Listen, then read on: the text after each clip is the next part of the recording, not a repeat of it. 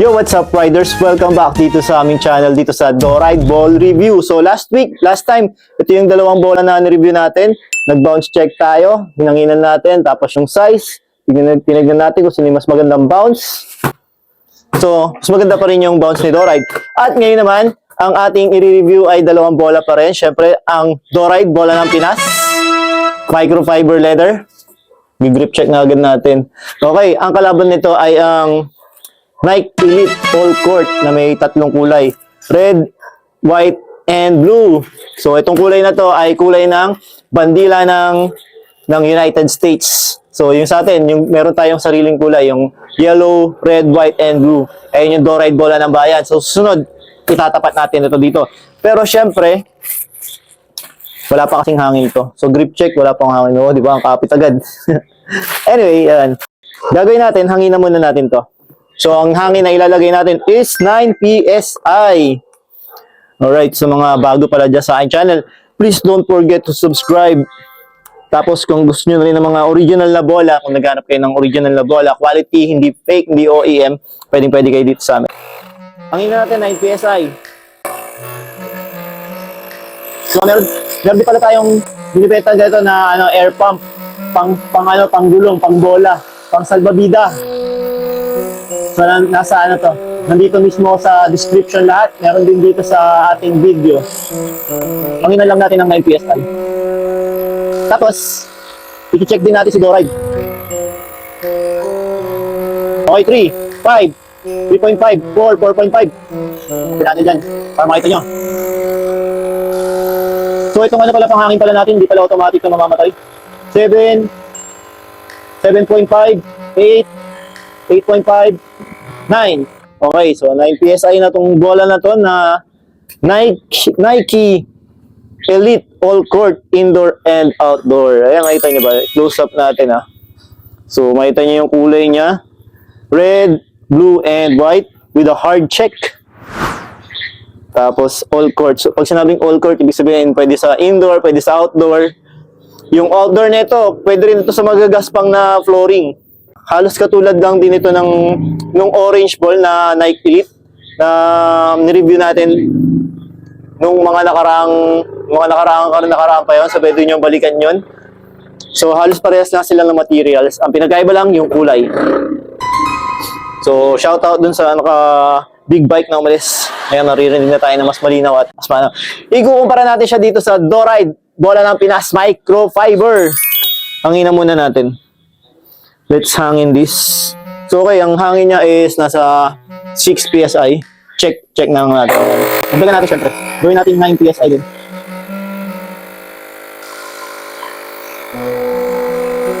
Okay, 9 PSI. Okay na, tapos na tayong gamitin itong panghangin natin. Gagamitin natin siya ulit mamaya. So ngayon, ang gagawin natin, mag-grip check tayo. Grip check. Medyo makapit yung kamay ko ngayon. Maka-grip tayo ng bola. Okay, di ba? So parehas natin siya nag-grip. Oops, dumulas itong. Uy, dumulas to. So yan, nagpasma na yung aking kamay. Pero goods naman ang kanyang grip. Ang aking lang sa pagkakahawak ko, yung texture nitong Nike Elite na All Court is medyo matigas yung panel niya. Hindi siya smooth.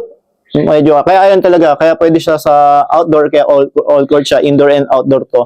Pwede siguro sa mga gaspang na mga court ito. So, ayan na, namamasma na yung aking kamay. At ito naman, medyo smooth ang Doride bola ng Pinas. May makapal yung foam niya sa loob. So, kung i-compare natin dito, mas malambot ito. Hindi katulad nito, matigas-tigas to eh. So, ito naman si Doride bola ng Pinas. Pwede nyo to, indoor and outdoor din to.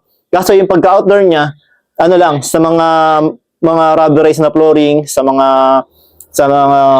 may pintura na flooring, kahit kahit yung mga madudulas yan, basta may pintura. Huwag lang sa mga magagaspang na flooring. Kasi pag sa magaspang na flooring, mauubos agad yung panel niya, then lalabas agad yung foam, medyo magkakahimul-mul na. So, kaya more on indoor and outdoor na ganun lang ang klaseng paggamit na itong bola ng Pinas na microfiber. So, maganda yung grip niya, napaka-smooth. And yung bladder line, malalim ang bladder line nito ni Doride bola ng Pinas. Kaya mas advantage to sa mga mahilig tumira sa labas, sa mga may perimeter jump shot, sa mga 3 points, sa mga long distance, advantage yan. Compared dun sa mga mababaw yung bladder line. So, doon pag ganun kasi mababaw yung bladder line, mahirap pa siya kapain. Unlike dito, pag nawakan yung bola, konting ganun lang, konting adjustment lang, then all goods na.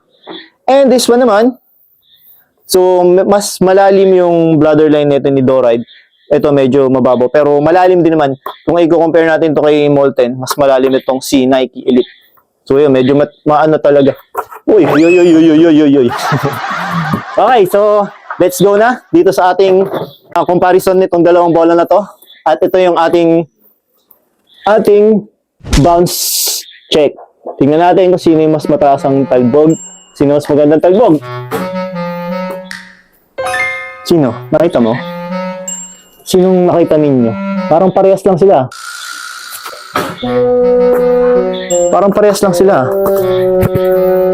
Pagpalitin natin. So, parehas 9 PSI itong bola na to. Uy, mas mataas si Doride dito sa kanan. Mas mataas si Doride. Sino sa tingin nyo? Nakita nyo ba kung sino mas mataas? Si Doride daw. So, mas mataas si Doride na bounce. So, grip check natin sabay ulit. Grip check na natin. Si Doride naman yung dumulas. Lumamas man na yung kamay ko. Napasmado na agad. Ewan ko ba. Anyway, yun. So, sabi, si Doride daw ang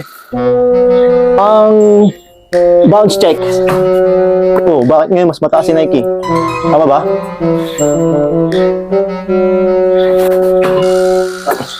Parehas lang? Oh, medyo parehas na ito kanina. Siguro hindi pantay yung ano ko. Hindi pantay yung kamay ko. Oh, mas mataas naman si Doride niyan. Kanina parehas. Oh, mas mataas si Doride. Kanina parehas. Pero alos, minsan nagpaparehas yung bounce nila, minsan hindi. Okay, so punta naman tayo ngayon sa size. Sukatin natin ang size ni Doride. Ay, si ano muna. Unahin na natin to si Nike. Kasi maraming beses na natin nasukat to si Doride. Sukatin naman natin ang size niya across the bladder line. Tingnan natin kung sino kung pares ba sila ng size. So, bakit natin sinusukat yung mga sizes ng bola? Kasi hindi sila pare-parehas ng mga size talaga. Pag kinompare natin itong Nike Elite kay Molten, mas malaki si Molten. Pag kinompare natin kay Wilson, halos parehas lang sila. Pag kinompare natin kay Tarmac, mas malaki si Tarmac. Depende ganun, depende. So, pero usually, mas malaki talaga si Molten BG tsaka si GG. Si Molten BG 45 mas malaki talaga. Okay, ito na. Dito na tayo. So, yung mga nakaraan, nasa 76, 75 lang eh. At ito nga, ang size ni Nike Elite is 76.6. 76.6. Kita ba yan? Kita nyo? Yan. Okay, ito yung across sa bladder line and sukatin naman natin sa yan. Halos lapat sa bladder line natin. So, ganda ng bola, no? Itong gantong kulay ng bola, usually maganda to pang freestyle. So, yun. Ang kanyang bladder line, nasa bladder line. Uy, may kakatapos lang ng kasal. 76.5, no? Yung size niya. So, yun, mapapansin niyo mas maliit yung dito sa pag naka-bladder line siya kasi nakalubog. Tapos na yung yung kasal, reception na, kainan na doon. Makipunta na tayo doon. Naririnig niyo ba yung mga putukan? Okay, sukatin natin si Doride. Let's go kay Doride. Bola ng Pinas, microfiber. So, okay guys, pag bumili pala kayo ng Doride microfiber na ganitong bola, ang presyo pala nito is 1,888. May libre itong rubber na size 7. Okay, ang size ni Doride is antay ba? So, yun. Ang size ni Doride ay nasa 76.9 o magsa 77 na. Inisip ko kung lumalapat siya dito eh. Yan. So, yun, 76.8. Medyo nice natin. 76.8, minsan 76.9, pero sa tingin ko 76.8 talaga to. Medyo nice na natin. 76.8 centimeters. So, ibig sabihin, mas malaki si Doride kaysa kay Nike, no? Halos medyo humahabol ito kay Molten. So, ganun naman usually, si Molten talaga ang nagiging batayan ng mga bola. Mga Molten kasi malaki talaga, malalaking bola. Pero kung gusto nyo talaga malaking bola, meron kaming malaking bola talaga, size 9. Makita nyo na ba yun? Napanood nyo na ba yun? Alright, so okay, ano naman tayo across the bladder line. Alright, ito na. Across the bladder line, ang kanyang size is 76.7. May konting difference lang. So, katulad nga nasabi ko kanina, kaya siya mas maliit dahil kasi nakalubog yung bladder line. Lumubog siya dun sa guhit na yun. Alright! Ang next naman natin ngayon ay tinimbang ka, ngunit kulang. Ang official weight ng mga bola is naglalaro yan sa 585 grams hanggang 660 grams hanggang 650 grams. May mga ibang website na nagsasabi 660 pero ano na lang natin, huwag na natin masyadong bigatan. Lagay na lang natin sa 650 grams na bola ay yung weight niya. So kung napanood niyo din yung dati kong mga vlogs, yung Molten, naglabas sila ng mga 580 grams Molten BG45. Tapos merong 580 grams, 585, 590, 600 grams. Hindi pantay-pantay yung weight niya. Pero dati ang weight niya is nasa ang weight dati ng Molten is nasa 616 grams, nasa 626. So, biglang bumaba siya nung nagkaroon ng shrinkflation. Noong 2022, nag-umpisa yung gera ng Russia and Ukraine. Yun. So, shrinkflation kasi 'di ba nagkaroon ng inflation, so ginawa ng mga ibang kumpanya para hindi sila magtaas sa cost, binawasan na lang nila yung mga materyales. So, kaya nagkaroon ng shrinkflation. Okay, masyado nang marami sinasabi ulit. Timbangin na natin to. Let's check ang weight ni Nike Elite is 606.4 grams. So pasok siya sa weight standard na official weight ng FIBA, ng NBA, ng mga liga, mga professional league. Ang susunod naman natin na titimbangin ay C. So ayan, naka-zero yan. Magsi-zero yan. Pag tinanggal natin ito, mag-negative yan. Pero pag nilagay natin ito, magsi-zero ulit yan. So naka-zero na yan, naka-reset na yan. So timbangin naman natin si Doride Bola ng Pinas. Si Doride Bola ng Pinas ay 614.5 grams. So, mas mabigat si Doride na bola ng Pinas, which is, syempre, mas maganda pag mas mabigat. Bakit? Mas tatagal yung pagiging official weight niya habang ginagamit natin sa mga laro natin. Okay, na-compare na natin lahat.